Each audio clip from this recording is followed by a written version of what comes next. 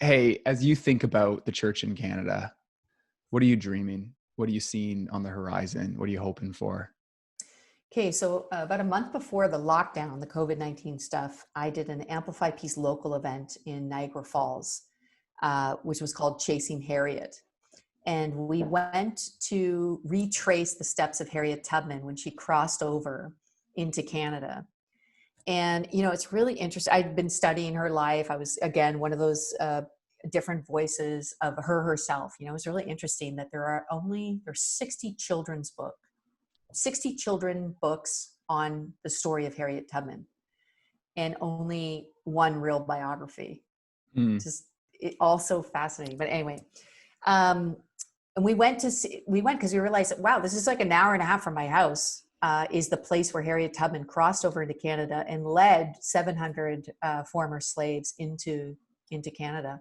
And so we just went to listen, like, what was the welcome there? What was it like? Like, what did Harriet have to say? Like, we went to the church that was the place where the AME church there, where she was welcomed, and that they were part of this Underground Railroad landing spot.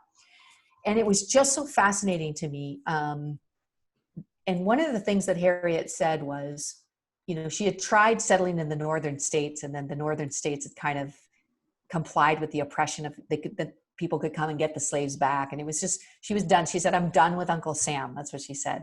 "And I'm coming to the promised land." And I think people know this in the Underground Railroad, even when they would communicate with each other in song, whenever they would say, "I'm going to the promised land," they meant Canada. Wow.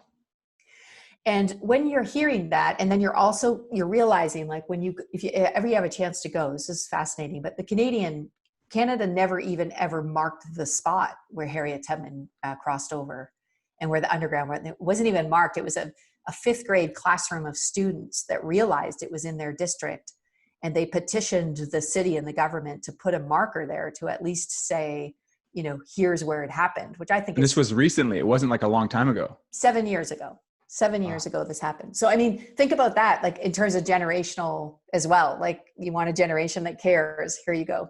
So, and Harriet Tubman, I mean, Christian of the Christians, right? She's phenomenal. Her faith is relentless. But anyway, when I went there and I saw this plaque that Harriet had written with a quote of calling Canada the promised land.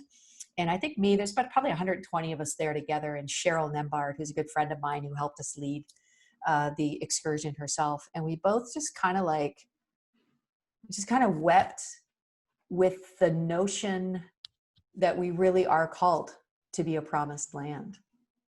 I think, and ever since that day, I really have been praying that Canada would be what Harriet Tubman had hoped it would be.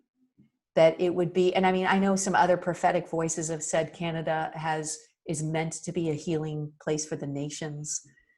There's so many beautiful things that are within Canada's makeup, DNA. But in my heart of hearts, what I pray for Canada is that we would be what Harriet Tubman had hoped we would be. We would be a refuge. We would be inclusive. We would be a welcome. We would be an example, of what it looks like to be the people of God.